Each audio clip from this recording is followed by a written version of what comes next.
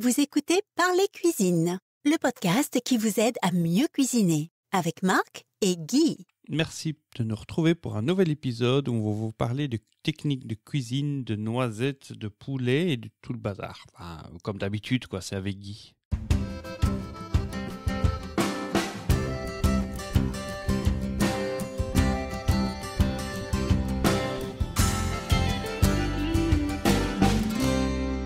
Mademoiselle, madame, monsieur, bonjour, merci de nous retrouver pour un nouvel épisode. Au micro, c'est Marc et je vous retrouve avec notre grand expert de cuisine, Guy. Bonjour Guy. Oh là, beaucoup de compliments. Bonjour à tous et à toutes. Oui, il n'aime pas les compliments parce qu'il a le syndrome de l'imposteur. Il est le plus qualifié des cuisiniers que vous pourrez accéder sur Internet. Il est là spécialement pour divertir et instruire vos oreilles de sa sagesse culinaire. Et surtout dans la simplicité, dans la facilité. Oui, si on veut. Oui, en effet. On va dire oui. Faisons pas des choses trop compliquées. Hein. Voilà. C'est l'automne. Tu voulais nous parler d'une recette pour changer. Et justement, je profite de l'automne parce qu'en fait, on est à la jonction entre la fin de l'été et le début de l'automne. Et alors, je ne sais pas si vous avez déjà remarqué, mais il y a des plats qui sont vraiment des plats saisonniers. Quand on arrive à l'automne, eh bien, on aime déjà bien commencer à se réchauffer. On n'a pas encore toujours quitté la belle saison, donc certains produits sont encore tout à fait disponibles. Maintenant, quand on parle de la disponibilité des produits, il faut bien se rendre compte qu'avec les serres, avec les importations, il n'y a plus vraiment de produits de saison. Hein. On trouve des produits d'été en plein hiver. Bon, ils sont parfois un petit peu plus chers. Et on trouve des produits d'hiver parfois aussi également en plein été. Maintenant, l'être humain a une habitude, je dirais, historique, une habitude ancestrale dans les plats qu'il mange. Et à moins d'aller faire un petit voyage, par exemple, en Alsace, on consomme rarement une choucroute en plein mois de juillet. Bon, moi, je n'ai pas de problème à manger de choucroute en Alsace au mois de juillet si j'y allais. Mais c'est vrai qu'il y a des plats qui sont des plats d'hiver et puis il y a des plats d'été. La petite salade rafraîchissante ou bien le jambon melon, c'est vrai que on le voit plus vite sur une place en été qu'un verre de rosé, plutôt qu'au mois de décembre, même si on est à l'intérieur, il n'y a pas de problème. Alors, le plat ici, c'est un plat qui fait un peu la jonction entre les deux saisons, hein, la fin de l'été et le début de l'automne. Je ne sais pas quand nos auditeurs auront l'occasion de pouvoir l'écouter, mais il n'y a pas de problème pour les ingrédients, puisque ce sont des ingrédients qu'on trouve, je dirais, toute l'année. Alors, noisette de poulet, qu'est-ce que ça veut dire? En fait, je suis tombé, si je peux employer cette expression-là, sur des noisettes de poulet dans le rayon volaille de ma grande surface. Et c'est en fait une partie de la cuisse du poulet qui a été désossée. Alors, vous avez déjà toutes remarqué que dans le poulet, il y avait au niveau des cuisses deux parties. Il y a ce qu'on appelle le pilon, c'est la partie la plus petite, qui est quelquefois désossée, qui est souvent l'été marinée, assaisonnée, et qui sert à faire soit des pilons frits, soit des pilons au barbecue. Et on se sert même parfois du pilon lorsqu'il est, je dirais, retravaillé comme un amuse-bouche. Alors, vous avez la partie la plus importante, qui est la partie supérieure, qui parfois est commercialisée telle quelle, mais qui est quelquefois entièrement désossée et dépiautée. C'est de cela dont je parle, donc ce sont des noisettes de poulet. C'est pas des jarrets de poulet? Non, parce que le jarret, il est en dessous. Hein. Ah, ok. C'est ce qu'on appelle le gratte-cuisse, en fait, qui a été désossé et que l'on trouve comme ça dans le commerce. Maintenant, soit vous le désossez vous-même, à ce moment-là, vous achetez des cuisses de poulet, vous les coupez au niveau de l'articulation, ensuite vous enlevez la peau, et puis avec un couteau, genre des osseurs, vous incisez de l'autre côté, donc du côté interne de la bébête, vous incisez le long de l'os et vous dégagez l'os. Bon. Maintenant, vous pouvez demander à votre volailler de le faire. Alors, combien faut-il de ces noisettes par personne? Quand ce sont des petites cuisses à la base, vous devez en compter 3 par personne. Si maintenant ce sont vraiment de très très grosses cuisses, avec 2 vous avez largement assez, puisque vous allez même dépasser en quantité de chair ce que vous auriez eu sur une seule cuisse. Et une cuisse, c'est la portion habituelle, je dirais, de la part de poulet. Mais tu parles d'une coïncidence, parce que oui. j'ai fait quelques heures avant qu'on se retrouve pour enregistrer, j'ai fait les courses ce matin. Et j'ai acheté du poulet parce que j'avais une intention dans les menus de la semaine, il y a une recette qui nécessite des blancs de poulet. Puis j'ai regardé, dans le rayon, il y avait justement ces noisettes de poulet. Et j'ai regardé, tiens, pour changer, ça a l'air un peu plus gras que des blancs de poulet. Voilà. Et c'est surtout moins cher. Oui, j'allais y arriver. Quelle est la qualité de la noisette de poulet faite avec donc de la cuisse par rapport au blanc? C'est que c'est beaucoup plus goûteux. C'est beaucoup plus goûteux parce que c'est moins sec. Le blanc. J'ai bien été inspiré d'en acheter. Oui. Le blanc, il est très maigre, hein, c'est sa caractéristique. Donc, quand on veut vraiment faire un régime et qu'on veut vraiment faire attention à sa ligne, on se prend un blanc de poulet qu'on va juste griller avec une petite salade. Mais si on veut faire de la cuisine qui est plus goûteuse, on prend à ce moment-là la noisette qui est donc la partie supérieure de la cuisse qui a été désossée et dépiautée. Alors, on peut très bien les cuire sans les habiller, sans les ficeler, sans les brider. Maintenant, si vous voulez que ça garde une belle forme et que ça ne se défasse pas en cuisant, je vous conseille, c'est de prendre un peu de ficelle alimentaire, donc c'est du coton blanc alimentaire, ça se trouve dans tous les rayons culinaires, et de faire en fait, je dirais, un petit emballage en croisant les ficelles. Bien sûr, vous enlèverez les ficelles après cuisson, mais de manière à garder la cuisse la cuisse désossée, donc bien en forme. Alors ça, vous trouverez rarement, ça existe, hein, mais vous trouverez rarement ça déjà ficelé dans les rayons de votre supermarché. Éventuellement chez un boucher volailler, vous pourriez en trouver, mais sinon vous le faites vous-même. Et encore, ce n'est pas une obligation, c'est simplement une question de présentation. Donc, vous avez l'équivalent de 2 à 3 noisettes de poulet par personne selon leur taille. Pour 2 personnes, vous avez besoin d'un beau poivron rouge. Alors le très gros poivron rouge. Sinon, s'ils sont nettement plus petits, vous en mettez, je dirais, 2 pour faire votre recette. Alors, 2 jeunes oignons qu'on appelle en France des cives. Donc, ce sont ces jeunes oignons, mais qui ne deviendront jamais des oignons, en fait. On appelle ça jeunes oignons en Belgique, mais en réalité, ce ne sont pas des jeunes oignons parce qu'ils ne vont pas faire de bulbe après. Ils vont toujours rester longilignes. Alors, ici, dans la recette, moi, j'en ai mis 2 parce qu'ils étaient très gros. Ils étaient quasiment de la taille d'un petit doigt. Si maintenant ils sont plus fins, ben vous en mettez 2 par personne. Donc, vous aurez besoin de 4 jeunes oignons, le blanc et le vert, de toute façon. Alors, une dizaine de mini-tomates. Alors, les mini-tomates, c'est un légume qui devient à la mode depuis quelque temps parce qu'on peut le consommer en snack. C'est pas les tomates cerises? Ben, c'est-à-dire qu'il y a des tomates, moi j'achète en fait le mélange. Vous avez les tomates cerises qui sont généralement rouges et qui sont rondes, mais il existe également des tomates cerises qui sont jaunes et qui sont rondes. Il y en a d'autres qui sont allongées, on les appelle des olivettes. Elles existent aussi bien en rouge qu'en jaune ou qu'en vert. Alors pour une question de beauté, j'achète le mélange, vous avez les 3 couleurs. Maintenant, il y a également des tomates cerises qui sont de la taille d'un petit pois. On pourrait prendre comme ça plusieurs types de tomates, à condition que ce soit des petites. Et de toute façon, ici, je les ai quand même encore coupées en 4. Oui. Donc, ne prenez pas une grosse tomate traditionnelle. Prenez des petites tomates, quelle que soit la forme, qu'elles soient rondes, qu'elles soient allongées. Il y en a même qui existent en forme de poire comme ça, et qui sont généralement jaunes. On dirait des petites poires jaunes qui font 3 à 4 centimètres de hauteur. Donc, essayez de trouver ce genre de tomates. Avec 5 par personne, vous avez suffisamment. Alors, il faut bien quelque chose qui donne le goût volaille à la sauce.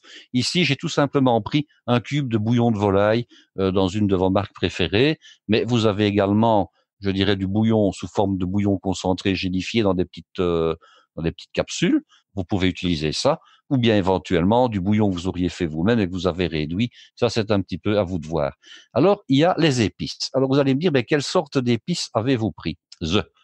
J'ai composé mon mélange moi-même. Alors, je suis parti de quoi?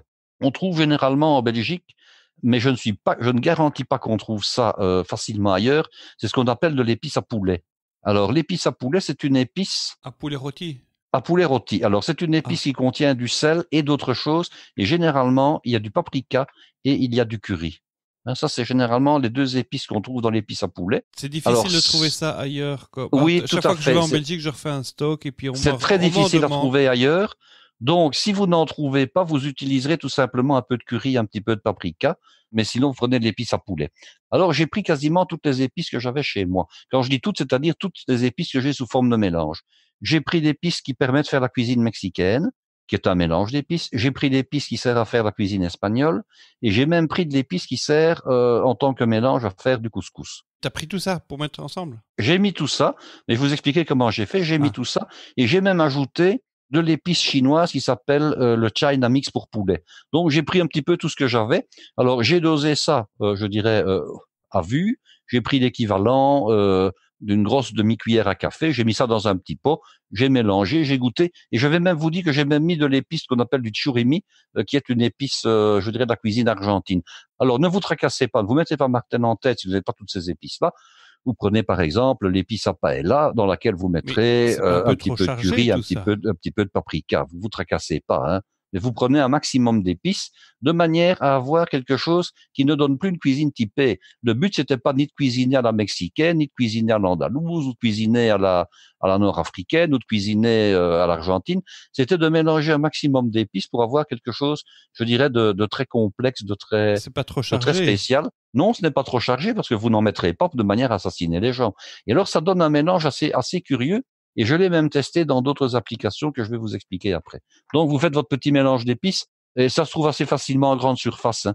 Des petits flacons cuisinés à la mexicaine, cuisinés à l'espagnol, du chimichurri, ça se trouve un petit peu partout. Donc, vous prenez un petit peu ce que vous avez. Alors, de la crème.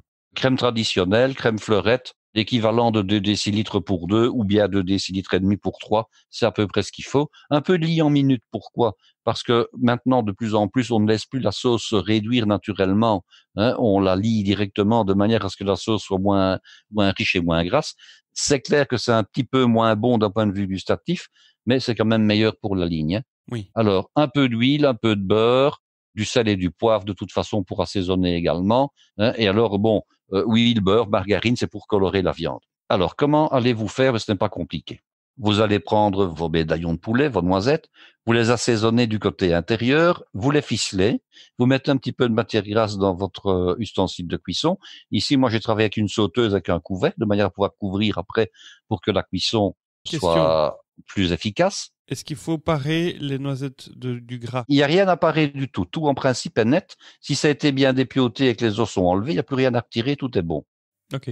Il suffit juste de l'emballer, hein, Parce de que la dans les ficeler. morceaux que j'ai achetés, il y a quand même encore des traces de gras. Ah, il se peut qu'il y ait, je dirais, un petit filament de graisse quelque part et bon, on l'enlève. Hein. Ok. Mais sinon, en principe, bon, c'est faire la va-vite aussi. Hein. Donc, normalement, il ne devrait plus y en avoir, mais il se peut qu'il en reste un petit peu. Donc, vous allez donc assaisonner avec un peu de sel et un peu de poivre l'intérieur de vos noisettes. Vous allez ensuite les ficeler.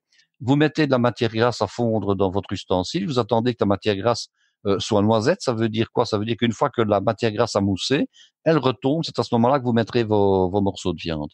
Alors, vous mettez vos morceaux de viande et alors vous n'assaisonnez pas tout de suite. Pourquoi? Parce que si vous assaisonnez tout de suite, quand la viande est en train de grésiller, vous risquez de brûler vos épices, parce qu'il y a une partie des épices qui va tomber à côté.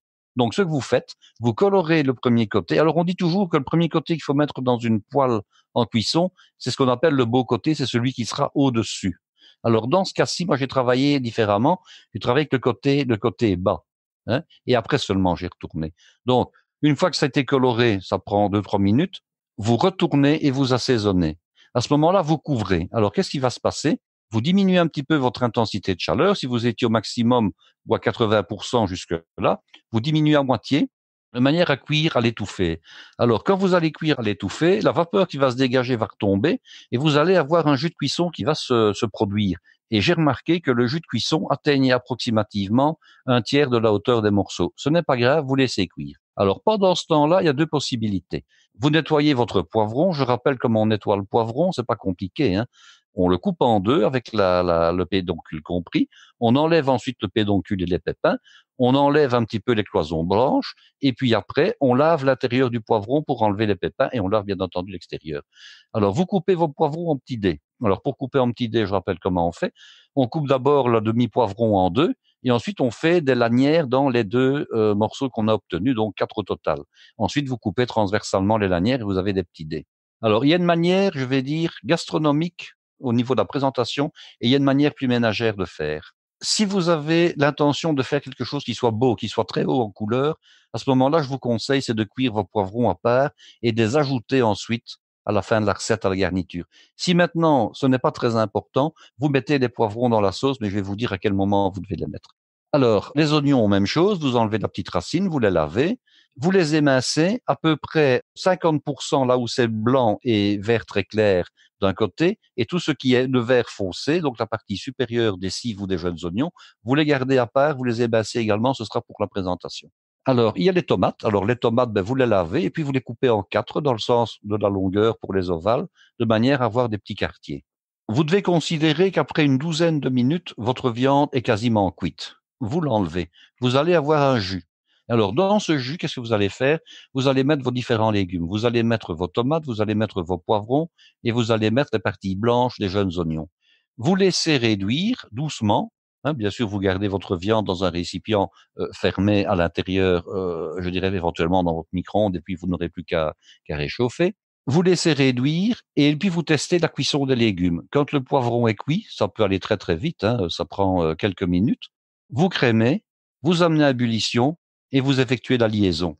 Vous rectifiez l'assaisonnement avec les épices que vous avez utilisées, donc votre mélange d'épices. Et puis vous rajoutez tout simplement vos morceaux de volaille dedans, en ayant pris soin d'enlever la ficelle, puisqu'ils ont gardé la forme que vous leur aviez donnée en cuisant, donc ils ne se déformeront plus en principe. Vous ajoutez votre viande dedans, et vous terminez, je dirais, d'homogénéiser à la fois la viande et la sauce et les légumes pendant 2-3 minutes, pas de problème. Une fois que c'est fait, vous n'avez plus qu'à présenter. Alors présenter, vous mettez vos 2 ou vos 3 morceaux par personne sur une assiette, vous nappez avec la sauce.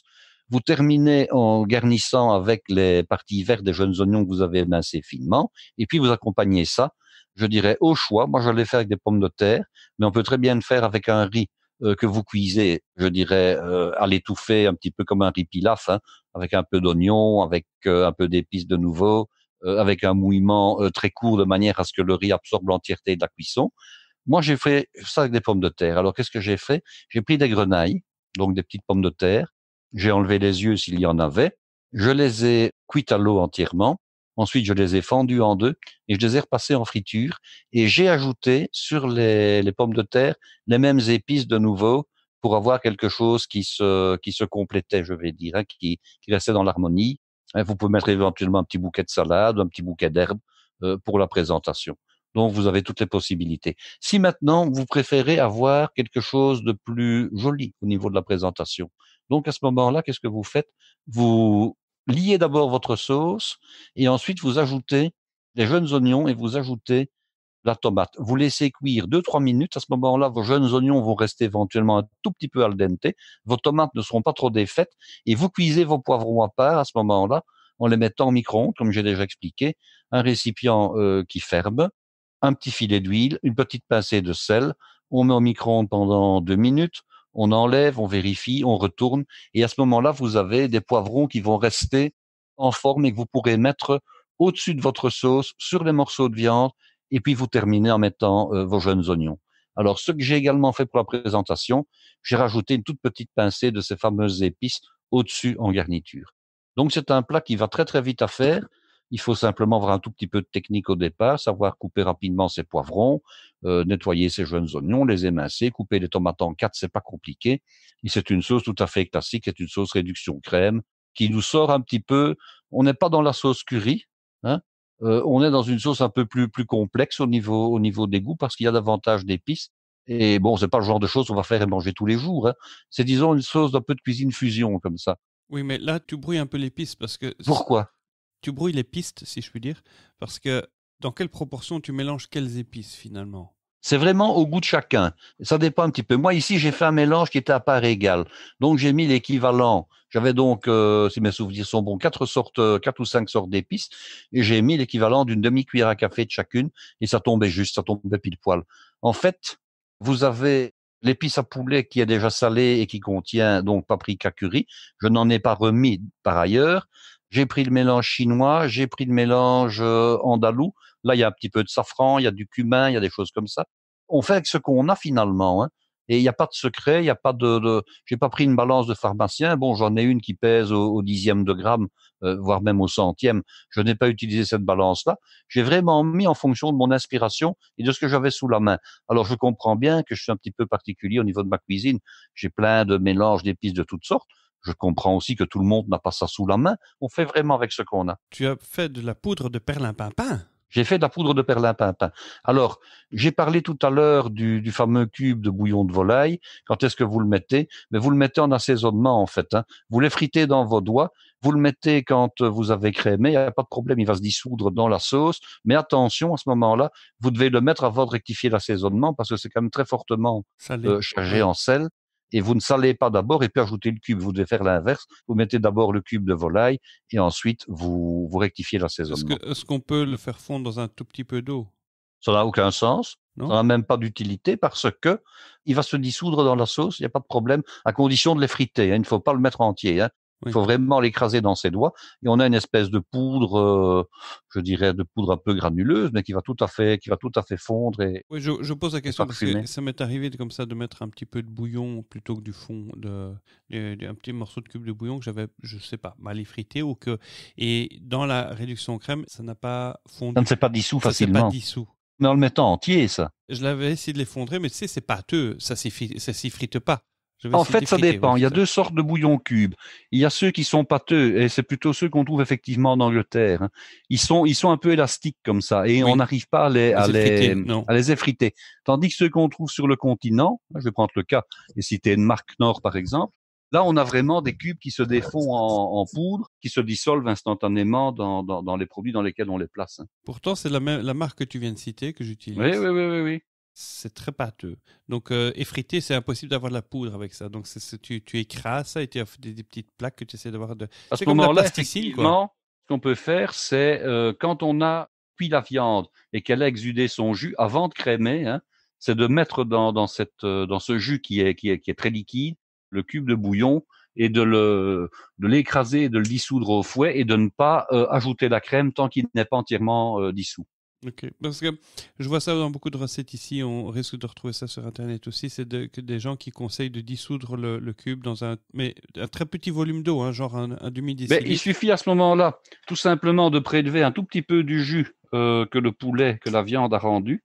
Oui. Ce jus, de le mettre dans une tasse et de dissoudre éventuellement dans le tiers de tasse de liquide qu'on a récupéré, de dissoudre le cube de manière à ce que ce soit impeccable. Alors, une autre question, c'est que si j'ai pas assez de jus de poulet, parce que moi, ça m'est arrivé de cuire du poulet, effectivement, ça rend beaucoup de jus, mais le temps que je laisse que ça soit cuit jusqu'au cœur, le jus est parti. Il s'est évaporé.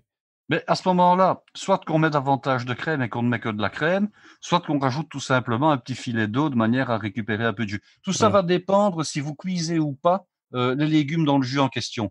Si vos légumes, vous les cuisez entièrement à part, et parce qu'on peut très bien passer également les quartiers de tomates et les mincées d'oignons au micro-ondes, hein. Si vous cuisez à part et que vous ajoutez, une fois que la sauce est crémée et à bonne consistance, il n'y a aucun problème, hein. Ici, moi, j'ai utilisé le jus de cuisson parce qu'il était là et que la viande avait rendu pas mal de jus. Mais si ça ne se produit pas, vous pouvez très bien cuire vos légumes à part et les ajouter dans la sauce une fois que c'est crémé, il n'y a aucun souci, hein. Ok. Et tu as des variantes possibles, tu vas me dire? Ben, c'est-à-dire qu'en fait, les variantes, c'est en fonction d'une part des épices que vous allez utiliser. Oui. Donc, si vous décidez de ne pas mettre un mélange de toutes les épices que vous avez sous la main, mais de n'en utiliser que certaines, ben, vous allez plus typer, je dirais, Afrique du Nord, Espagne, ou plus typer cuisine orientale, ou plus typer éventuellement cuisine sud-américaine. Alors, vous avez toute une série de produits qui peuvent être mis en garniture, en remplacement.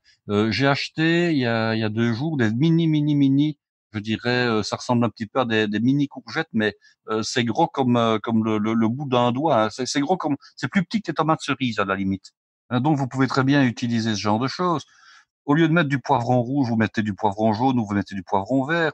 Vous pouvez remplacer le poivron par des mini dés de fenouil. Alors là, le fenouil, lui, par contre, contrairement au poivron, il va mettre davantage de temps à cuire. Donc moi, je vous invite, c'est vraiment à le cuire à part. Si vous mettez du fenouil en garniture, en petits dés comme ça, vous le blanchissez à part, parce que sinon, il ne sera pas cuit. Ça, c'est une nécessité. Vous pourriez mettre de la courgette également. Vous pourriez mettre du champignon. Donc cette recette-là, il y a vraiment moyen de la personnaliser comme on le souhaite, en fonction à la fois des épices qu'on met et également en fonction des légumes qu'on va mettre en garniture. Tu pourrais préparer ça tous les jours d'une manière différente et que ce sera pendant un mois. On pourrait le préparer sans aucun problème, selon une quinzaine de manières différentes en fonction des produits qu'on utilise. Il y a pas de souci. Bon, dis-moi, la recette que tu as donc expliquée aujourd'hui, tu l'as nommée comment? Mais moi, j'ai tout simplement intitulé ça noisettes de poulet aux épices, hein. Aux épices maison? Oh, on l'intitule comme on veut. Celui qui dit, moi, je vais plutôt lui donner une connotation, je dirais, espagnole, par exemple, aux épices espagnoles. À ce moment-là, on va plutôt avoir le goût paella qui va ressortir. Si maintenant, on n'utilise que des épices orientales, indiennes, chinoises, vietnamiennes, thaïlandaises, ben, on pourrait dire aux épices orientales. Si vous mettez uniquement des épices de la cuisine latino-américaine, vous pouvez intituler ça aux épices américaine ou Amérique du Sud. Tu utilises des mélanges typés. Comment dire, c'est pas le cas où tu as pris un bocal de chaque Ah épice non, que tu as dans ici, ton... effectivement, j'ai fait mon mélange moi-même. Voilà. Ok. Donc ça marche un peu avec tous les mélanges typiques. Ça marche avec tous les mélanges d'épices typiques, il n'y a pas de problème. Et vous pouvez vraiment le personnaliser. Parce que quelquefois, vous avez des gens qui vous diront, ah ben moi, je n'aime pas tel type de cuisine, je n'aime pas tel type d'épices. Ben, il n'y a pas de problème, hein. Vous éliminez l'épice que vous n'aimez pas, hein, tout simplement. Ok. Et avec ça, tu bois quoi? Alors, avec ça, on boit quoi? Alors, moi, je boirais un vin qui est épicé, lui-même. L'hypocrase? Il y a le grand vin épicé de la cuisine, qui est quoi? Ben, qui est le Gewürztraminer, hein. Ah oui. Qui goûte le litchi. Bon, qui goûte les épices au départ, mais qui goûte quelquefois le litchi, effectivement. Moi, j'avais dit l'hypocrase, mais bon, ça, c'est peut-être un peu trop, non? Hippocrate, c'est quand même beaucoup trop, hein, ça c'est clair. Ok. Donc, un vin blanc, Gewürztraminer. Oui, ou éventuellement, bon, un rouge de Côte-du-Rhône, parce que les rouges de Côte-du-Rhône sont des vins qui sont également épicés, hein. Question piège. Et celui qui boit pas d'alcool, quel jus de fruits peut-il boire avec ça? Question piège. Moi, je verrais plutôt du thé plutôt que du jus de fruits, en fait. Ah oui. Je verrais un thé maison glacé, un thé, bon, pas un thé vert, hein, un thé noir, mais avec des épices ou avec, oui, avec des épices, justement. Eh bien, tu crois pas si bien dire. Je suis pas un buveur de thé. J'ai horreur de ça. Je trouve que le thé, c'est comme, tu sais, de l'eau de rinçage. Tu sais, quand tu fais la vaisselle, tu as un bac où tu laves et un bac où tu rinces. Et puis, quand tu as fini ton service, l'eau de rinçage est un peu jaune comme ça. Et généralement, je trouve que le thé, ça goûte ça. Et je suis pas vraiment un grand buveur de thé. J'ai du mal à apprécier le thé. Malheureusement, je suis dans un pays de buveurs de thé. J'ai du mal un peu à me... Parce que c'est pas de buveurs de café ici. Mais bon. Et j'ai découvert un thé aux épices d'une marque ici qui s'appelle Yogi Tea. Un thé ayurvédique. Ça vient d'Inde et c'est fait apparemment par un gourou de la médecine ayurvédique. Et j'ai trouvé cette marque en Belgique dans un supermarché Fourca, en Verlan, dans des conditionnements moitié moindres mais au même prix. Et je n'aime pas recommander des produits comme ça gratuitement, mais ça c'est vraiment un thé. Ils font comme ça toute une gamme de thé. C'est plutôt des infusions. C'est des mélanges d'infusions aux épices.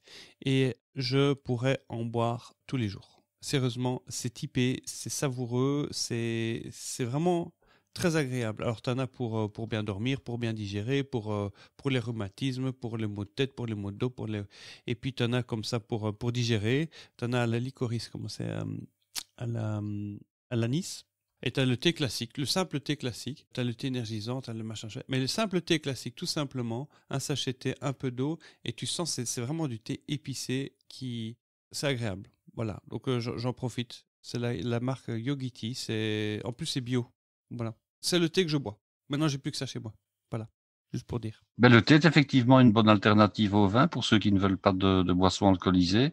D'ailleurs, les Orientaux prennent du thé avec leur plat traditionnel et ça ne pose aucun problème. Ça nous surprend un peu, nous, occidentaux, mais il n'y a pas de problème. Le thé, à condition que ce soit un thé adapté, ben, peut très bien faire l'affaire.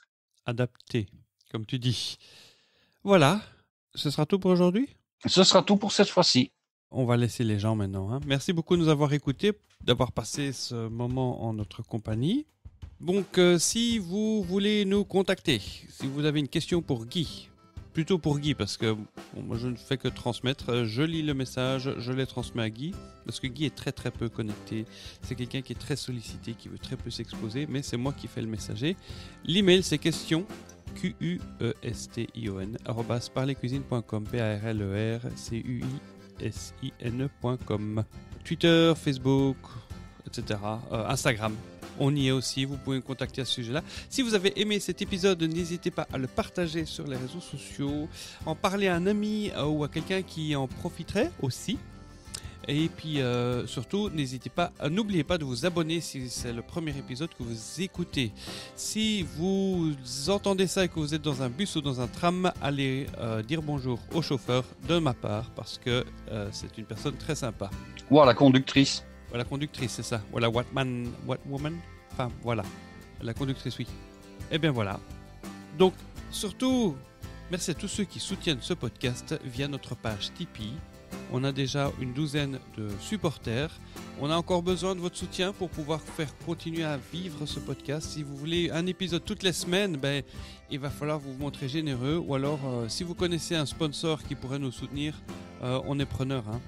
parce que ça nous prend du temps et si on veut que ça nous prenne moins de temps et qu'on puisse enchaîner les épisodes plus rapidement, il faut des moyens et tout ça c'est pas gratuit quoi. Mais pour l'instant le podcast restera toujours gratuit. On espère que nous fêterons nos 5 ans quand même à un moment donné. Hein. Ouais. Encore quelques mois à tenir, hein. Oui. Quelques mois. D'ici là, il y aura les fêtes de fin d'année qui approchent à grands pas d'ailleurs et qui est toujours un moment que tu chéris beaucoup, Guy. Écoute, ça me donne l'occasion de faire partager plein de choses, hein, donc c'est bien. Et c'est surtout que tu as plein de bons produits qui arrivent sur les rayons. On va essayer de faire quelque chose de sympa. Allez. Ok, super. Bon, merci en tout cas et à la prochaine. Au revoir. À bientôt, au revoir.